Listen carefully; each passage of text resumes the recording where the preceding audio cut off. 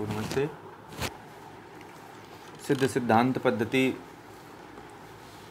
के तृतीय उपदेश में आज जो है हम लोग सप्तदीपा सप्त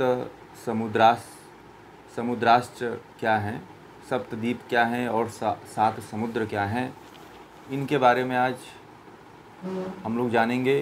कौन कौन से सात द्वीप हैं, कौन कौन से सात समुद्र हैं, इनके बारे में विधिवत जानकारी हम करेंगे। यदि जिससे हम छूटना चाहते हैं, कहा जाता है कि व्यक्ति जिससे छूटना चाहता है उसी को नहीं जानता है। जिसे आप छूटने की इच्छा रखते हो उसके बारे में आपको जब पता ही नहीं है तो छूटोगे कैसे? प्रश्न तो ये बहुत बड़ा उठता है कि जिसके बारे में आप जानते ही नहीं हो कि यह मेरे लिए बंधन है, यह मुझे बांधे रखे हुआ है, तो आप छूटोगे कैसे? ये बहुत बड़ा प्रश्न है। और शायद ये बात किसी के अंदर आती भी नहीं है कि जो हमें बांधे हुए है, क्या हमें कुछ बांधे हुए ये भी नहीं पता है। कुछ लोगों को ये भी नहीं पता है कि मैं कुछ किसी से बंधा हूँ या मुझे कोई बांधे हुए है। किसी को ये भी नहीं पता है। तो यदि आपको ये पता चल जाए कि मैं जो है किसी से बंधा हुआ हूँ या मुझे कोई बांधे हुए है या मेरा जीवन जो है बंधनमय है, तभी तो छूटने का प्रयास करेगा कोई।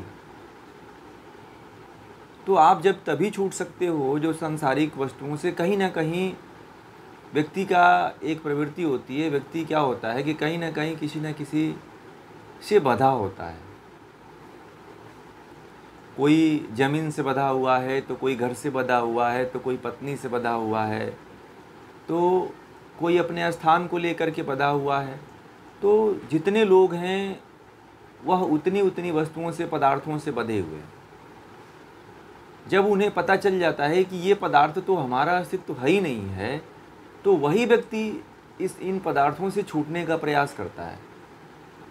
और जिस व्यक्ति को ये पता ही नहीं है कि ये भी हमारे लिए जीवन में बाधा बन सकते हैं, मुक्ति में बाधा बन सकते हैं, तो जिनका मुक्ति में बाधा बनने वाले पदार्थों का ज्ञान हो गया वही मुक्त हो सकते हैं।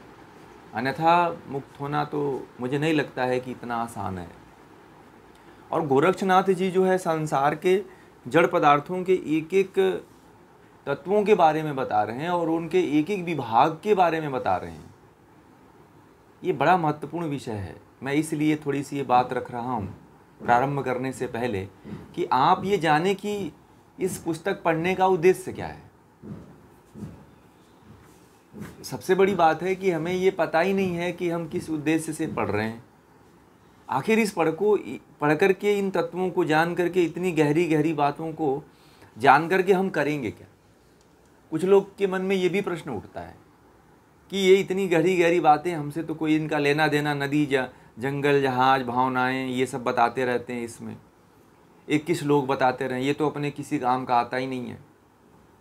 परंतु आपको जितनी बातें बताई गई है, एक भी बातें आपसे हटके नहीं है। एक भी बातें जो ऐसी इसमें नहीं बताई गई है जो आपके जीवन में काम न आ सके। एक भी बातें इसमें आपसे संबंधित नहीं है।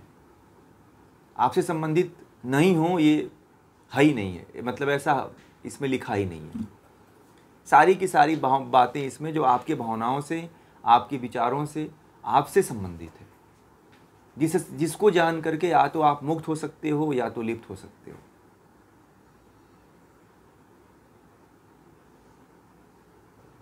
और बहुत बिरले लोग होते हैं जो मुक्त होने का प्रयास करते हैं। नहीं तो संसार में बहुत लोग जानकार भी हैं, वो संसार में लिप्त हो जाया करते हैं।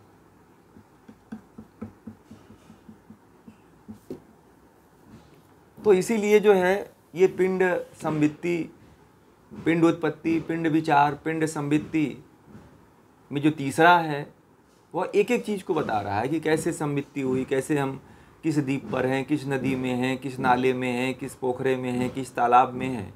ये तो हमें पता चलना चाहिए ना। अब व्यक्ति कुएं का मेढक होकर के ये समझ लेता है कि मैं तो जो है जितना पूरी दुनिया है इस कुएं में ही है, पूरा संसार इस कुएं में है, कुएं से बड़ा कोई नदी तालाब होती ही नहीं है। हमारी और आपकी यही स्थिति है। हम लोग यही समझते हैं कि जो है कुआं ही है। अब कुआं से बड़ा कोई गहरा नहीं है, कुआं से बड़ा कोई तालाब या नदी या कोई ऐसा कोई है ही नहीं है, और कुएं का जैसा जल है वैसा जल किसी का ही नहीं है। तो हम और आपकी यही स्थिति है, इसीलिए हम मुक्त नहीं हो पाते हैं, इसीलिए परमात्मा को जान नहीं पाते हैं, ईश्वर तक पहुंच नहीं पा रहे हैं। अज्ञानता ही परमात्मा तक पहुंचने का सबसे बड़ा बाधा है। अज्ञानता ही परमात्मा तक न पहुंचने का एक रुकावट है। इसीलिए क्यों न हम सभी लोग लग करके इस अज्ञानता को नष्ट करें। पहले जब हम अज्ञानता को नष्ट कर लेंगे तो एक दिन ऐसा समय आएगा कि हमें कोई मुक्ति से रोक ही नहीं पाएगा। जब व्यक्ति को ये पता चल जाएगा कि ये जो कुआं है, ये कुएं से भी बड़ा कुछ है, और जो व्यक्ति ये बस जानता है कि जो है बस कुआं ही है, तो वो तो फिर उसी में रहता है, उसी में संतुष्ट रहता है। उसे अगर अच्छी बात भी बताओ तो कहता है अरे हमसे कोई लेना देना नहीं है, हम तो यहीं पे ठीक थे, नाहक जो है हम इसकी बातों में आ गए। बहुत लोगों को मैं जो बातें कहता हूँ तो बोलते हैं क्या ही इसको लगी हुई है, अभी अच्छा खासा जीवन चल रहा है, इसी को पता नहीं मोक्ष की और इसकी बातें लगी रहती है। बहुत लोग ऐसी भी बातें करते हैं कि अभी इतना बड़ा जीवन है, अभी मोक्ष के पीछे चल रहे हो। आप ही बताओ, जिसका जीवन है वो क्या मोक्ष के पीछे दौड़ रहा है कि दवा के पीछे दौड़ रहा है? सुबह से लेकर शाम तक जो है मेडिकल जांच की रिपोर्टें लेकर के इस हॉस्पिटल, कभी एम्स में तो कभी जाइडस में तो पता नहीं कौन, अपोलो में तो पता नहीं, कभी चेन्नई तो कभी दिल्ली तो कभी मुंबई, बड़े बड़े हॉस्पिटलों का खाक छान रहा है आदमी। आप ही बताओ, क्या वो आदमी भगवान के मुक्ति के बारे में सोच सकता है? अपनी मुक्ति के बारे में सोच सकता है? सोच सकता है क्या? नहीं सोच सकता है। एक व्यक्ति हैं, उनके पास अरबों की संपत्ति है, परंतु उनकी स्थिति यह है कि उनके पास स्वास्थ्य नहीं है। उनसे कभी बात करो तो कहते हैं कि आज दिल्ली जाना है इस डॉक्टर को दिखाने, तो कहते हैं कि कैंसर सेल डेवलप हो रहा है तो मुंबई जाना है कैंसर हॉस्पिटल में। तो जहाँ जहाँ वो सुनते हैं कि वहाँ का ट्रीटमेंट अच्छा है, वहाँ बेचारे दौड़ लगाते हैं वो। तो क्या इतनी उम्र जाने के बाद, चौथापन आने के बाद, पूरी संपन्नता होने के बाद वो ईश्वर की तरफ दौड़ लगा रहे हैं? आज उनकी स्थिति नहीं है, मैं बता रहा हूँ, ये स्थिति उनकी ही नहीं है। यह स्थिति मैं बताऊँ आपको, यह भारत के लगभग 90% लोगों की है, जो 50 पार होते होते हॉस्पिटलों में दौड़ लगाने लगते हैं। उनसे पूछिएगा क्या हुआ, जांच कराने गए थे तो घुटने में दर्द है, कमर में दर्द है।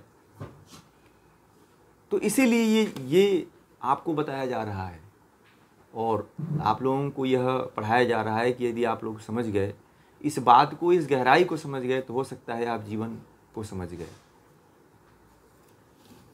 तो इस पढ़ाने का उद्देश्य शायद पूरा हो सकता है।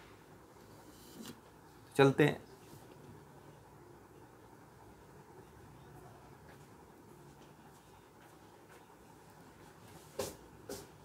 वो देखिए, वो तो एक कारण है ही है, वो तो एक बहुत बड़ा कारण है, परंतु उस बड़े कारण के पीछे जो और रहस्य है वो ईश्वरीय कारण है। अब कोई ईश्वर को कोई मुख्य रूप से मानता नहीं है, ईश्वरीय जो कारण है उसको कोई समझ नहीं रहा है। बाकी ये तो कहते हैं कि ईश्वर जब मारता है ना, जब किसी को मारना होता है तो आपने देखा होगा, आदमी अगर बेड पर से गिर जाता है तो वो भी मर जाता है। बात समझ में आ गई? तो ईश्वर ने मारने के लिए सब तरह तरह के सबको, कोई ना सभी व्यक्तियों को कोई ना कोई उपाय लगा के रखा हुआ है। तो आप उस उपाय के पीछे भ्रमित हो जाते हो, ठीक है? आप उस परमात्मा को नहीं पहचान पाते हो कि वो उस परमात्मा, कल आपने पढ़ा था कि मारने वाला भी वही है उपनिषद में और बचाने वाला भी वही है, ठीक है? और हमें ये लगता है कि कोई और है, परंतु ये जो जान जाता है कि मारने और बचाने वाला दोनों वही है, तो फिर वो कहते हैं कि अमर हो जाता है। तो हमें मुख्य रूप से ये नहीं पता चल रहा है कि यह परमात्मा के द्वारा हो रहा है, परमात्मा ही ये नाश कर रहा है, क्योंकि इंसान जो है वह केवल अपने भोग में जीवन को जी रहा है। इंसान परमात्मा की तरफ यदि थोड़ा सा झुकाव कर दे तो देखिए पूरी प्रकृति लहलहा जाएगी। पूरी दुनिया में जो है ये जो हाहाकार मच रही है, तापमान से लेकर के भूख से लेकर के जो जितनी समस्याएं उत्पन्न हो रही हैं, सभी समस्याओं का जड़ जो है आध्यात्म ही है, और सारे समस्याओं का सॉल्यूशन भी अध्यात्म है। और बिना अध्यात्म का किसी भी व्यक्ति का जीवन अधूरा है, ये समझ लीजिएगा। कोई व्यक्ति कहे कि मेरे पास पैसे हैं, मैं अपने जीवन को ऐसे जी लूँगा, परंतु मैंने देखा है जिनके पास पैसे बहुत ज़्यादा हैं वह बहुत अशांति में है। वो इतने अशांति में है कि उनको चैन नहीं आता है, बहुत परेशान रहते हैं, रात को नींद नहीं आती है, पैसे की चिंता लगी रहती है, दिन भर जो है यहाँ वहाँ भटकते रहते हैं, फिर भी परेशान रहते हैं, घर में शांति नहीं है, बच्चे अपने मन के हैं, बड़ी समस्याएं हैं, और व्यक्ति आध्यात्म की तरफ आना नहीं चाहता है। आध्यात्म में तो दो चार लोग आते हैं। आध्यात्म में तो आने का मतलब ये लोग समझते हैं कि ये लग रहा है कि ये बाबा बनेगा, या इसका मन योगी बनने का है, ये है वो है, आपको किनारे कर देते हैं लोग। आध्यात्मिक का मतलब कि आप एकदम पापी हो गए, आप समाज से अलग हो गए। ये नहीं पता है कि भगवान राम और भगवान श्री कृष्ण जो है समाज से अलग नहीं थे, समाज में ही थे, और हम तो उसी परंपरा के संभाग हैं। हम लोग तो भगवान राम और भगवान श्री कृष्ण और जो ब्रह्मा से लेकर जैमिनी पर्यंत ऋषि परंपरा थी, हम लोग उसके निर्वाहक हैं। हम लोग सन्यासी, आजकल के जो सन्यासी भाग करके घर छोड़ करके जीवन सन्यास ले लेते हैं, हम उस परंपरा के लोग नहीं हैं। हम तो ऋषियों के परंपरा के लोग हैं, जो संसार में रह करके संसार को भी आगे बढ़ाए और आध्यात्म में भी आगे बढ़े, है कि नहीं? तो इसलिए जानना जरूरी है, इसलिए आध्यात्म में उतरिए। आध्यात्म में उतरने का बहुत सुनहरा आप लोगों के लिए अवसर भगवान ने दिया हुआ है, परमात्मा ने दे रहा है आप लोगों के लिए। इस अवसर को यदि चूक गए आप लोग तो फिर पछताने के सिवा और कुछ नहीं रहेगा। इसलिए मैंने दो बातें आप लोगों के सामने ये रखी कि इसको थोड़ा आप लोग समझ करके अपने जीवन को थोड़ा सा सुदृढ़ बना सकते हो और अच्छे पथ पे चल सकते हो, और जो लक्ष्य है उसको निर्धारित कर सकते हो। सबसे बड़ा ज़रूरी है कि अपने लक्ष्य को निर्धारित कर लो कि हमें परमात्मा को प्राप्त करना है, सबसे बड़ा लक्ष्य यह है। बाकी आप सारे लक्ष्य को गौण रखिए, रिश्ते नाते, शादी विवाह, पत्नी बच्चे, सब एक लक्ष्य किनारे रख दीजिए, पूरा सब कुछ एक तरफ रख दीजिए, और एक लक्ष्य यह रख दीजिए कि परमात्मा को हमें प्राप्त करना है। तो फिर आप परमात्मा आपको स्वतः बुलाएगा। यह हर व्यक्ति, हर भारतीय के अंदर होना चाहिए।